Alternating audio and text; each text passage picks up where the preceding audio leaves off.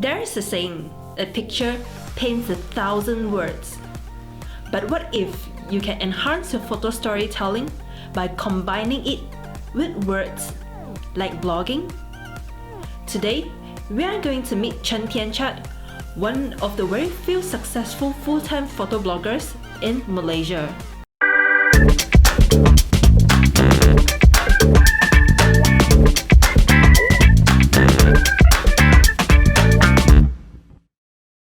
Hi Tian Chad. Hello, everyone.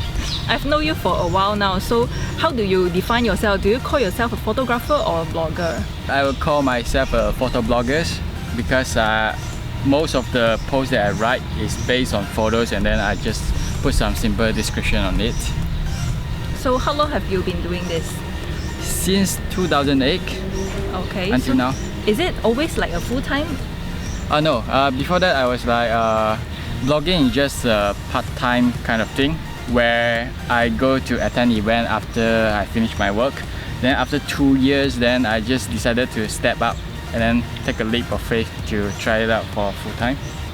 Are you like having some sponsorship from some of your gadgets, or you buy it yourself? Of course, at first you need to invest on your own gadgets. Like at first I invest in a compact cam. Then slowly I invest to my first Nikon DSLR D90 for better event photography. And then sooner or later, where you improve your blogs and everything, then got sponsors come and see me and then approach. Like for Samsung, they sponsor me the NX1 camera together with a few lenses and the flash gun, so that I just do some social share and a blog post review of it. Okay, since you call yourself a photography blogger, so how about you show me your camera first?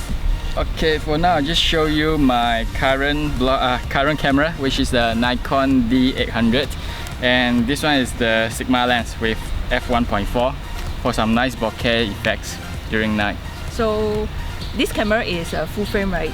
Yep. Is there any reasons that you are choosing it compared to other APS-C or mirrorless? The main reason would be because when I was using the Nikon D90, the window not so wide, and then I need better low light kind of like sensor, so I upgraded to this full frame camera. And yeah, I can see wider image as well, where I don't need to go further to capture bigger image, which is good for me. Oh, by the way, this one is the fisheye lens that I always use for TC selfie. So this is a big body as well. Yep, it's a big body, but it's a lot lighter than the current DSLR. So this is the NX1 where I use when I want to travel light. Then how big is this NX1? The sensor is a bit smaller than the full frame, which is the APS-C sensors. But then I think it's good enough for me to capture the wide image. Okay, then can you show me some of the lenses that you would like to showcase? NX1 would be, this one will be scenery one, 12-24. 12-24 for wide shot? Yep, and 45 f1.8 that can shoot for 3D as well. As for Nikon, right, the lens that I always use would be 24-70, and then the zoom lens, the heavy one, the 70-200, which gives you a really amazing photos. But it's a bit heavy, so you need to like training your body. What are the usual application for these two lenses? This one will be event, because it's like 24-70 is most of the time you can use it. And then the f2.8 bokeh will be nice enough to blur out your subject and the background to make it more focused on the subject. And the 70-200 would be the better bokeh, where you can see the portrait is really nice. Any like tools that you use, I assume it will be very important for you? Yep, because most of the time I attend events at night, so a flash gun is a must. For me, I use the Nikon SB900. It's a really flexible kind of flash where you can just turn to all kind of degrees, angles. And this one is a diffuser. It's very important, and make sure you don't lose it, okay? Then how about video? I see you record a lot of video, especially on the concerts. So yep. Which one you prefer? Which camera you prefer to do video, or which lens you prefer to do? Actually, it depends on the occasion where I'm at. For example, if I'm shooting for a concert where the huge DSLR is allowed, and heavy one, I don't need to travel much. I'll just use this Nikon because the built-in mic is really good, where you can record the stereo sounds and just filter out all the bass. So ended up the concert music, it will turn out great. And as for the NX1, because it can shoot slow-mo video in like 120 frames per second, it's good for you to do slow-mo videos. When you're editing the video or your photo, what kind of software usually that you use? For photo, I'll be first processing it using the Picasa 3, and then I move the selected shots to Adobe Lightroom 5 to change the color tones and then exposure. And as for video, it'll be Adobe Premiere Pro. So how about your computer? Do you need a very high-end computer to edit photo? I need a laptop to support Lightroom's edit and Photoshop. Sometimes I do use Photoshop to further enhance my photos, and this is the laptop, Asus. It's quite huge. The model would be the Asus F4-5.6 ED. So what are the specs of this laptop? The specs are, it's written here. But as you can see, the label is tearing off, so I can't remember. Oh, okay. It's an Intel Core i7 with 2.0 GHz DAC. And yeah, it's a 4 gig memory, but I upgraded it to 8 gig memory. How about your screen? Is it a touchscreen? Nope, when I bought it, the touchscreen is still expensive, so I just decided not to do it. So how about your storage? You have been shooting so many photos and so many videos. How do you store it? At first, I'll just process my photos from the built-in hard disk here. Then after everything done is final products, then I just move to my backup hard disk. It's a Western Digital hard disk. For now, I just use the 2 TB one because if the size is too big, once it crashes, accident, touch wood, then everything will gone. So I will always try to buy smaller size and in more different device, just to make sure my backup is safe. Do you use cloud?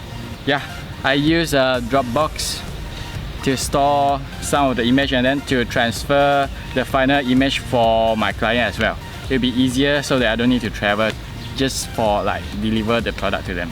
How about the memory cards that you are using? I assume that you need a class 10 or a very high capacity, very fast card to You mean store. for the camera, right? Yep. The camera would be, because I like to do live update of some events using the photos that I took.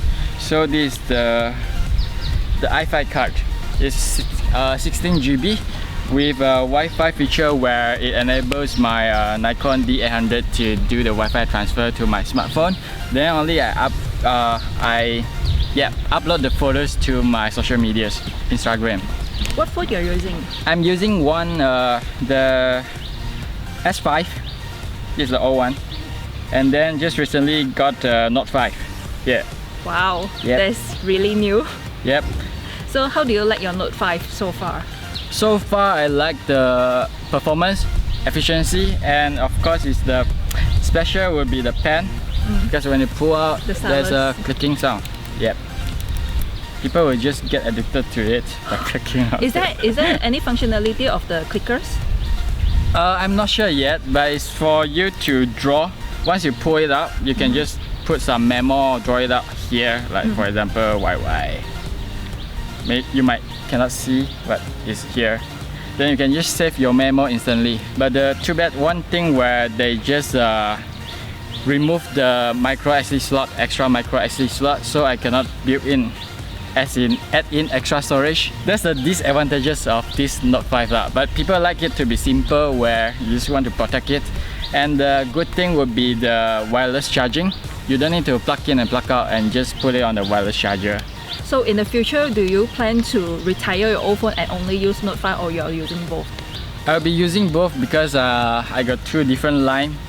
Although this one is a 2 dual SIM. It's a dual SIM where you can put 2 SIM cards. I just like to use 2 phones just in case the battery drawn faster than the other one.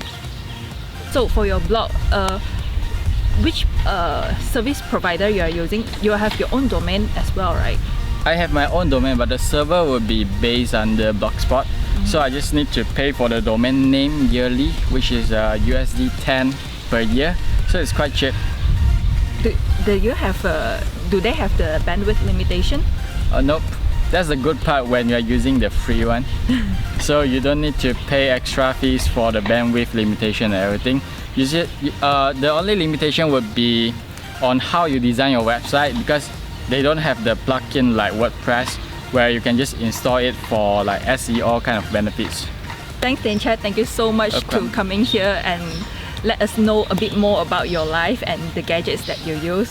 Hopefully in the future we will have more collaboration together and we will learn more about the videos editing together. I'm sure we are going to shoot more photos, like photography outing together. Yep. And oh yeah, just remember to follow me on all kinds of social medias, and as long you type Tian Chad, TINCHAD, you will be able to find me. Self-promote.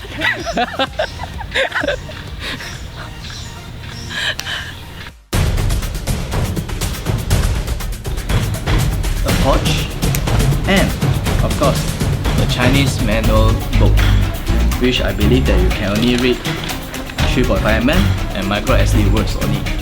So